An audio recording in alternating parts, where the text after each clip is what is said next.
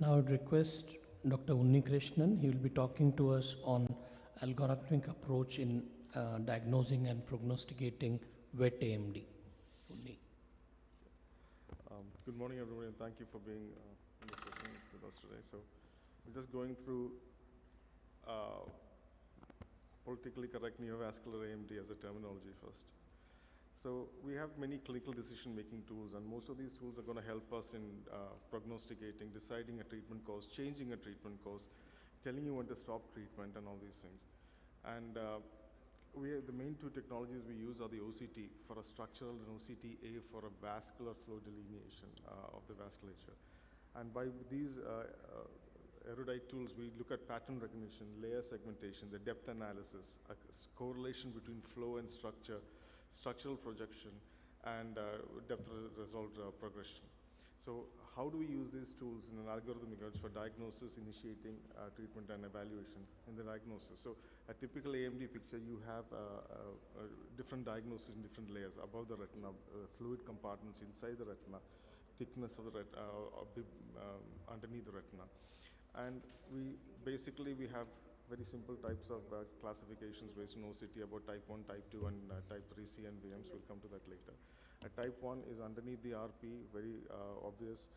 The changes may be pre-RP, but the vascularity is underneath the RP, and the OCTA gives a filamentous kind of appearance with a darkness or a halo around it. That's a typical type 1 CNVM octa finding.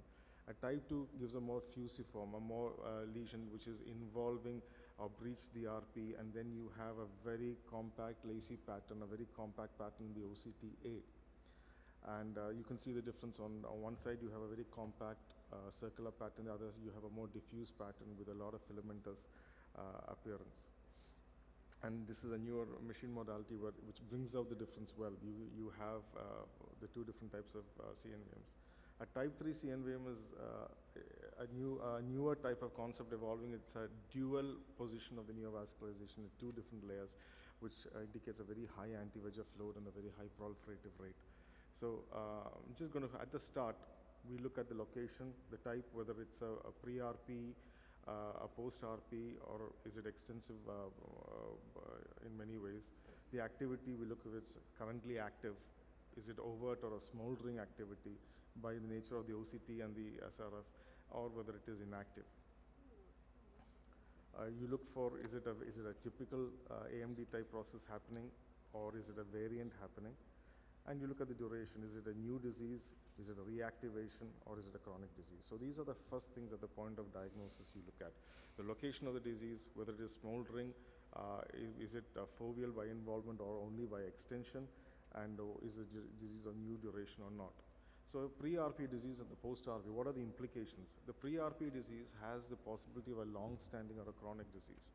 A post-RP disease, that is penetrating the RP, is definitely going to have a more destructive course, damages the outer retina and the RP together.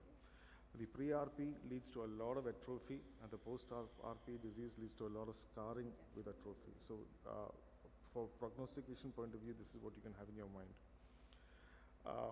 Again, a pre-RP disease can be a PCV or a non-PCV, and PCV you have a type 1 and a type 2. And you can have the effects of having a bleed or an exudation if it's a PCV type disease.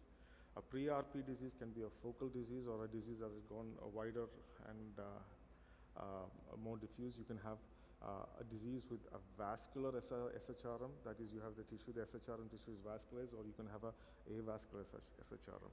An extensive disease, you can have a mixed disease where you have a pre-RP and a post-RP component, or you could have just a recent breakthrough disease which is predominantly type 1, which has recently broken through and to form a type 2 disease. The type 3 is a different ballgame. The response to anti-VEGF is not so prominent, probably because of the intense or the elevated levels of VEGF. You have a potential of a twin-site neovascularization if it's type 3 disease, a huge VEGF load, as I mentioned, and it is a type 3 disease is quite quick to recurrences, and it's quick to atrophy also. So identifying a type 3 disease puts you in these new problems. Just skipping through PCV. So when you initiate treatment, you're looking at two things. If it's a typical AMD, that you're looking at signs of activity. So you have to, the importance is to initiate treatment. But when do you defer treatment? You defer treatment when you have nil activity. That is, you see AMD-like lesions, but you don't see any activity. That's what you call a non-exudative CNVM. Or you see minimal activity or doubtful activity or a doubtful diagnosis. We'll go to all these things. So a non-exudative CNVM is when you see an elevation or double layer elevation of the RP, and it looks fine, but you find that there is a vascular network on the OCTA. There are no signs of activity like SRF or CME, but you identify a vascular network. You can defer your treatment. You should defer your treatment, even and with a close watch, because nearly 22% of patients can develop into a clinically overt CNVM in a 1 year period. And this is another example of a non-exudative CNVM. Basically, non-exudatives are two types, where you have an angiogenesis with more capillary vessels and arteriogenesis type with more larger filamentous loops, which can divide it into people who convert to an overt in a short term within 6 months or in a longer term beyond 6 months. The next is minimal activity. When do you defer treatment? When you see minimal activity. So when you see this patient, there is no signs of edema or IRF, but you see a slightly enlarging PED over a long period of time. So an enlarging PED is still the sign of activity, but it is not sufficient enough for you, maybe not sufficient enough for you, and you can defer treatment if the visual acuity is okay in this patient. So when do you have doubtful activity? When you have a condition called non-neovascular SRF. You have subretinal fluid, but is not neovascular. There are three types. One, when you see it on top of the PED or between two PEDs like a drape, or at the edge of the PED. These are the evidences or defined evidences of non-neovascular SRF, and you may defer treatment. And the next is a doubtful diagnosis, where you need to investigate further. You can have conditions like this, which is adult-vitelliform degeneration with resorption. You can see on autofluorescence how it lights up. And then you can have a condition like this, which is called a torpedo maculopathy, where you see it looks like SRF, but the condition is a degenerative condition. And obviously focal choroidal excavations, which again can look like CNVMs and their activity.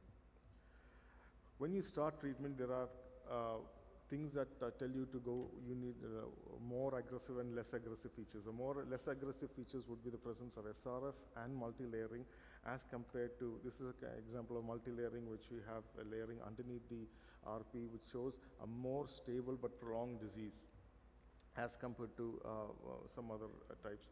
And these are the presence of laminate bodies under the PEDs, which again show a more subtle or a long-standing, comparatively stable disease.